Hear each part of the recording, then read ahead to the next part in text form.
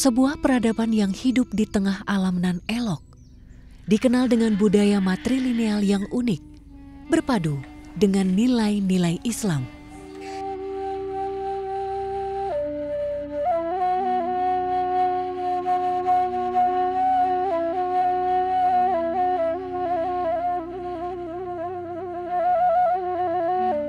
Minang itu tidak sama dengan matrilineal yang lain. Dia Islam. Dia dinyatakan bersuku ke ibu, bernasab ke ayah. Di Minang sudah diatur menurut akidah Islam.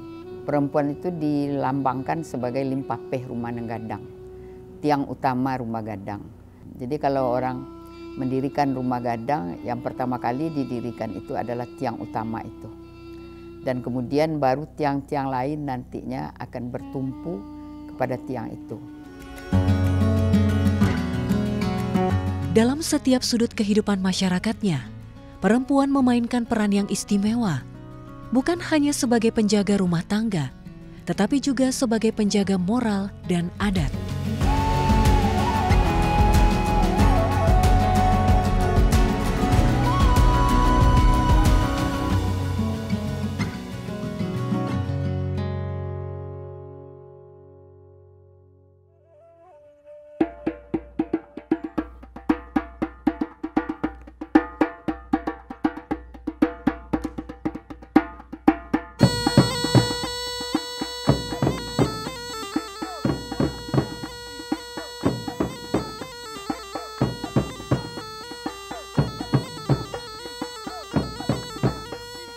Minangkabau adalah harmoni antara alam, adat, dan agama.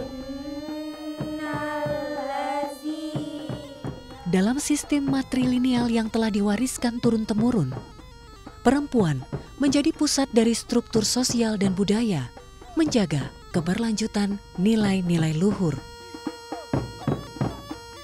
Orang Minang menjadi penganut sistem kekerabatan matrilineal terbesar di dunia. Landasan adat Basandi Sara, Sarak Basandi Kitabuloh, menjadi pembeda budaya matrilineal di Minangkabau.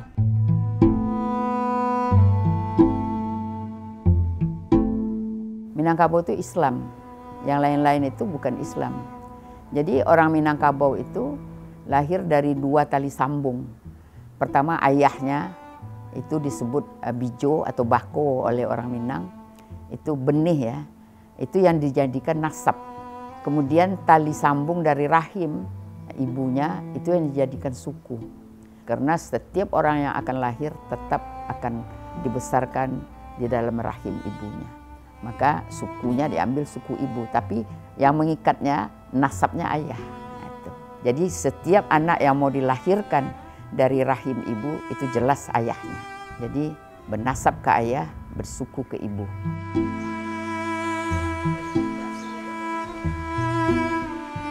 Perempuan itu istri atau ibunya induk bareh. Induk bareh itu beras ya, yang jadi makanan yang akan diberikan kepada anak-anak cucunya. Jadi ada metode pendidikan menurut Minangkabau ya, namanya menjujai. Jadi anak itu sudah dibawa bicara sejak dari dalam kandungan.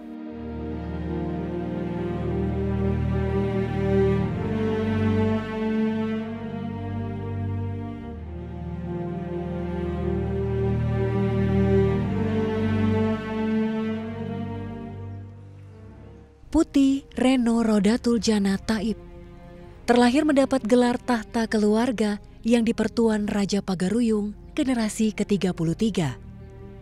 Ia adalah Mande Soko, perempuan yang mewarisi rumah gadang Tuan Gadis Silindong Bulan dan menjadi pemimpin adat kaumnya.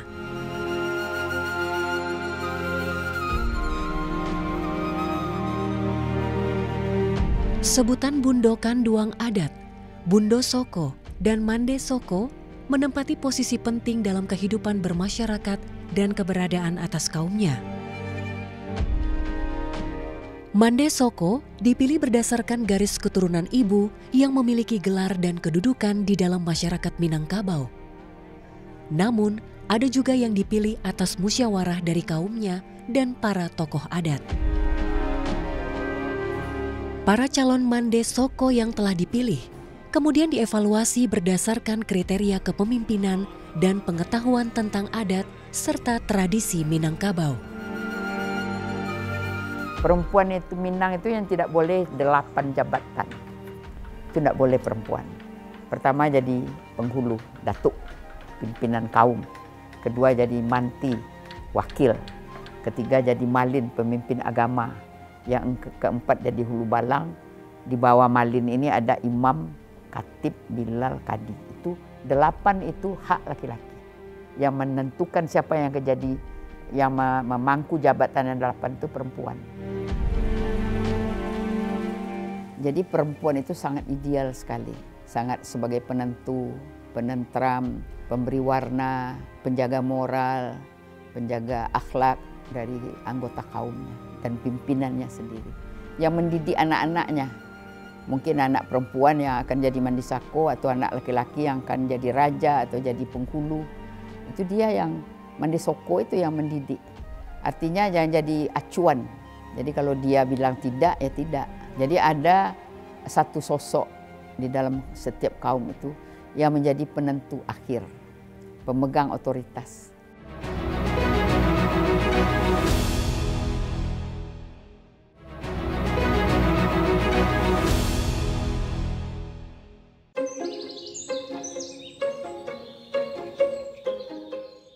Di Solok, bumi yang diberkahi dengan keindahan alam.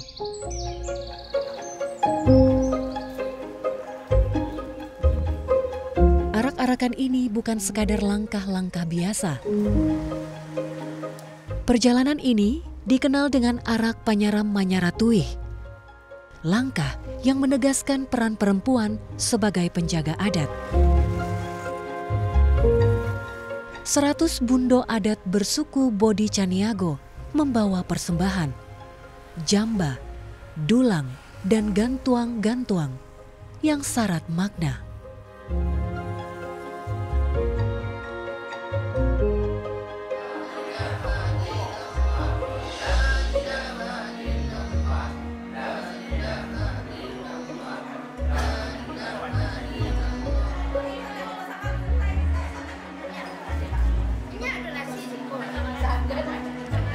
Terima kasih banyak Bako dari Bako Sadonyo yang hadir di acara mendoa Manyaratui Hari keluarga Bundo, khusus ada kakak Bundo yang didoakan bersama-sama di awal.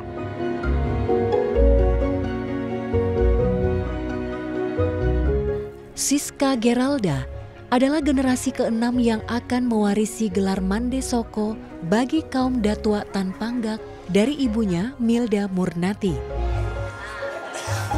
Hari ini, Siska menjadi bagian dari tradisi Panyaram Manyaratui atau upacara doa mengenang 100 hari kematian anggota kaum.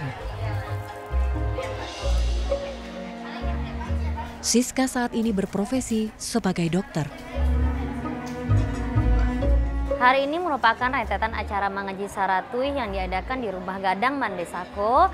Ini merupakan keluarga Bako yang datang, kalau untuk keluarga ini dari daerah Muaro Labuah. Saya sebagai Gen Z dan merupakan pewaris sebagai Mande Sako nantinya sangat bangga akan adanya tradisi ini. Dalam acara mengaji Saratui ini banyak hal yang bisa kita nilai, yaitu paling utama yaitu silaturahmi, kekerabatan, dan ajak kegotong royongan antar kerabat ini. Dan ini merupakan cerminan dari nilai budaya Minangkabau dan termasuk Indonesia.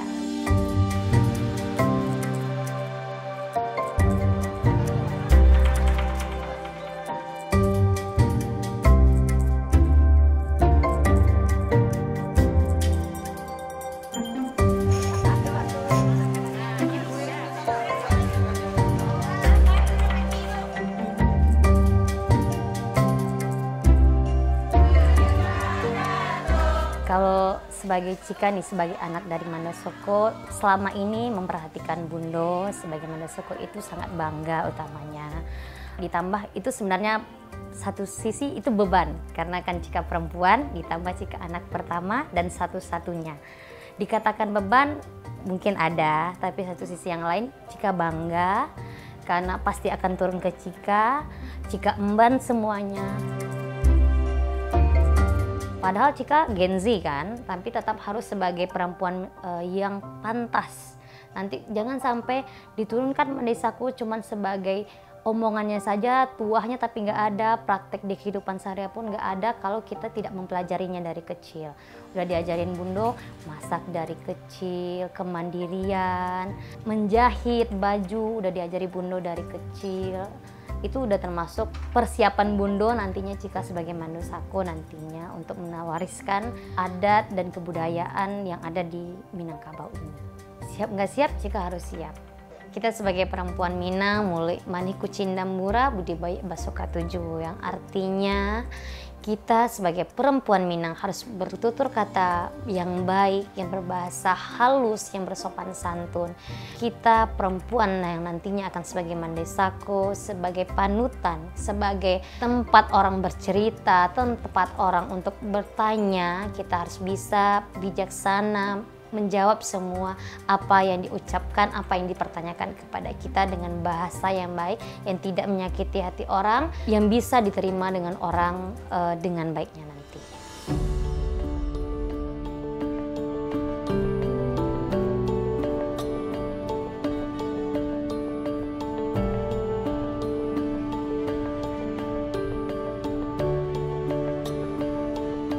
Mandesoko memiliki tugas penting dalam merawat dan menjaga marwah kaumnya. Misalnya bertugas sebagai penjaga kunci rumah gadang, melantik dan mendaulat pemangku adat, kemudian sebagai pengatur harta warisan serta memberikan solusi bagi kaumnya. Kita tidak menghilangkan peran bapak. Nah, karena Bundo katakan tadi, laki-laki di Minangkabau berperan sebagai seorang suami, sebagai seorang ayah, sebagai seorang nenek mama, sebagai orang Sumando.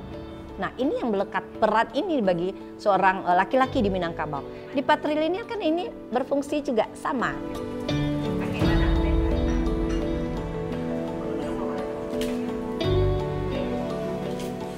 Kalau di Minangkabau matrilokal yang pindah laki-laki ke rumah istri. Tetapi pada masyarakat yang menganut patrilineal itu istri yang pindah ke rumah suami.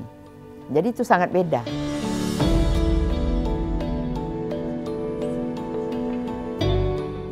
Nah, di Minang perempuan itu di zona aman sama dengan Islam. Perempuan diletakkan di zona aman. Seandainya terjadi pertengkaran misalnya malam hari, yang keluar tuh bukan istri tapi suami. Terjadi perceraian, yang pergi suami, yang istri tinggal dengan anak-anaknya. Orang Minang kalau terjadi perceraian, jarang yang menuntut hak asuh anak. Otomatis anak diasuh oleh ibu.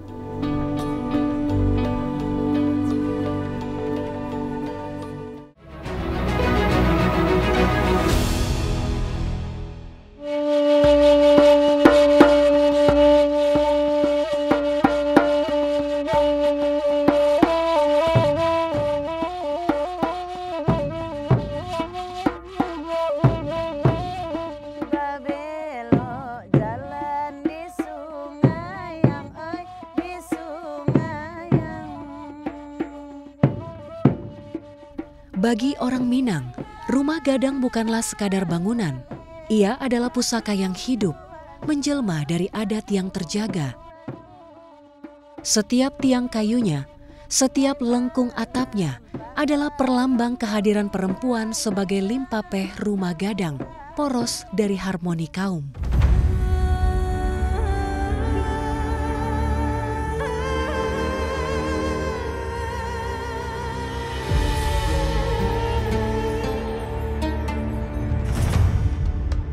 Rumah gadang ini tahun 1902 sudah ada. Nah, kemudian tahun 1939 kalau tidak salah Bundo ada renovasi. Kemudian itu awalnya atapnya hijau.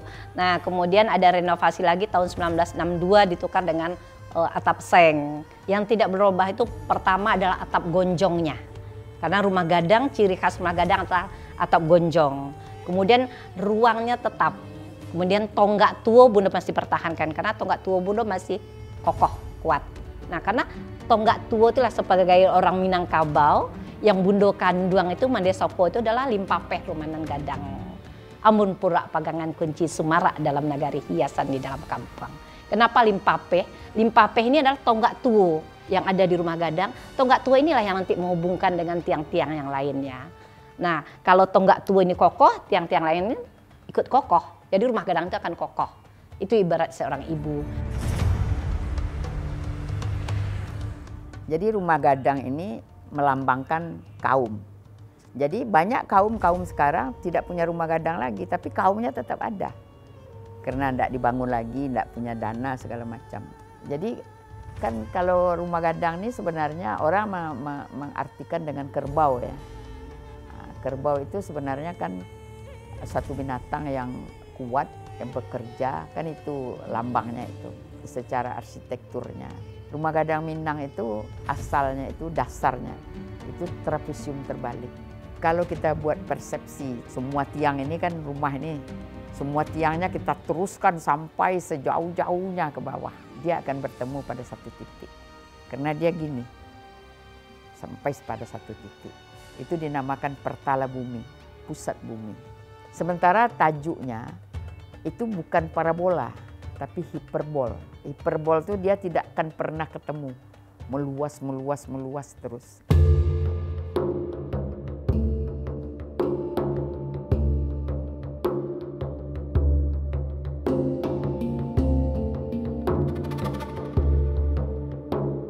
Dalam budaya Minangkabau, bundo kanduang adat atau Mande Soko adalah pewaris harta pusaka tinggi keluarga dan memiliki hak secara material dan moral.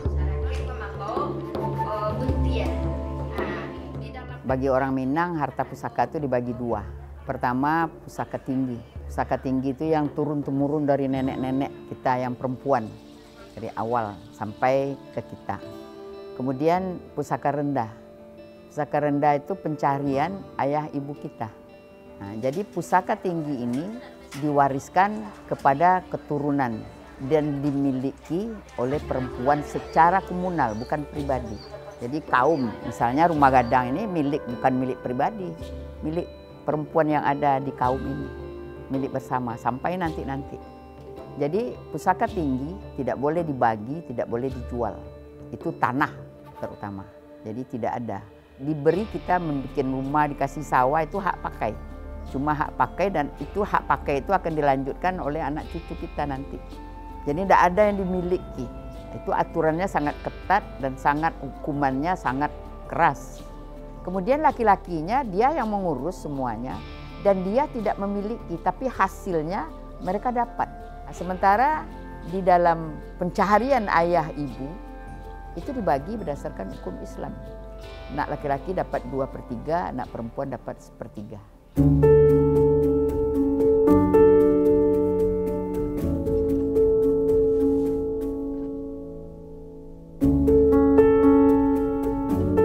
Putih Reno Rauda Talib akan mewariskan gelar Mande Soko kepada keponakannya, yaitu Putih Reno Fitriani. Meski saat ini menetap di Jakarta, Putih Reno Fitriani siap menerima mandat ini nantinya. Jadi nanti saya kalau diangkat menjadi Mande Soko itu di generasi ke-34. Ketika mendapat gelar Sako, nanti pas penobatannya akan pulang kampung kan ke Sumatera Barat. Tapi anak dan suami masih stay di Jakarta. Jadi mungkin nanti saya akan bolak-balik lah untuk memenuhi peran di sini sebagai ibu dan istri kan, dan juga di kampung sebagai Mande Soko.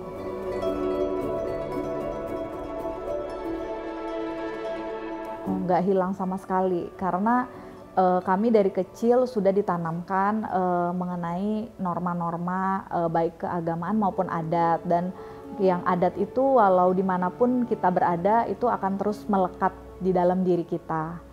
Walaupun kita terpapar dengan budaya-budaya daerah lain, tapi kita tetap memegang adat kita, yaitu adat Minang.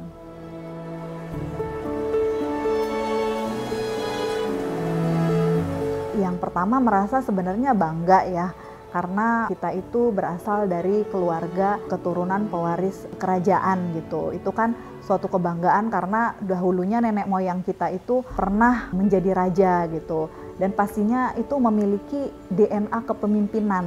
Mungkin terbebani enggak, tapi ada yang namanya kita memiliki obligasi sosial ya, kewajiban sosial karena kita sudah dianugerahkan berada dalam keturunan pewaris kerajaan. Nah, dengan kelebihan itu kita harus bisa menjadi pemberi solusi terhadap masalah-masalah yang terjadi di masyarakat, atau kita juga obligasi sosialnya kita harus menjaga akhlak dan budi kita gitu, sehingga kita menjadi contoh bagi masyarakat di sekitar kita. Harapan dan impiannya itu saya ingin menjadikan Istana Selindung Bulan itu sebagai pusat adat, pusat budaya, dan bahkan ekonomi UMKM di Kabupaten Tanah Datar maupun di Sumatera Barat, bahkan kalau bisa di Indonesia untuk budaya Minang. Itu pasti akan menggerakkan budaya itu sendiri. Orang banyak ingin belajar adat Minangkabau karena orang Minang kan banyak yang merantau kan, jadi mereka ingin mempelajari budayanya. Dan untuk UMKM-nya, masyarakat di sekitar pastinya juga akan terdampak secara ekonomi, mereka akan lebih sejahtera.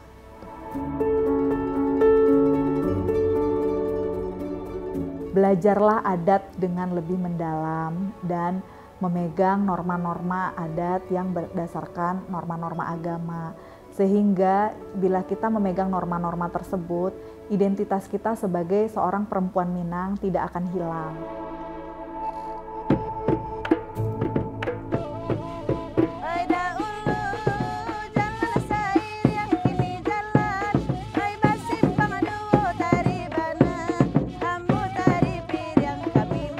Budaya matrilineal Minangkabau adalah warisan yang memuliakan perempuan. Dalam setiap langkahnya, perempuan Minang membawa kekuatan tradisi, mengayomi generasi, dan menjaga nilai-nilai luhur yang menjadi denyut kehidupan kaumnya. Di tengah arus modernisasi, mereka tetap menjadi simbol keteguhan, kebijaksanaan, dan keindahan adat yang terus hidup dan beradaptasi tanpa kehilangan jati diri. Bagi kami orang Minang, ajaran adat Minang itu menjaga martabat marwah dari perempuan.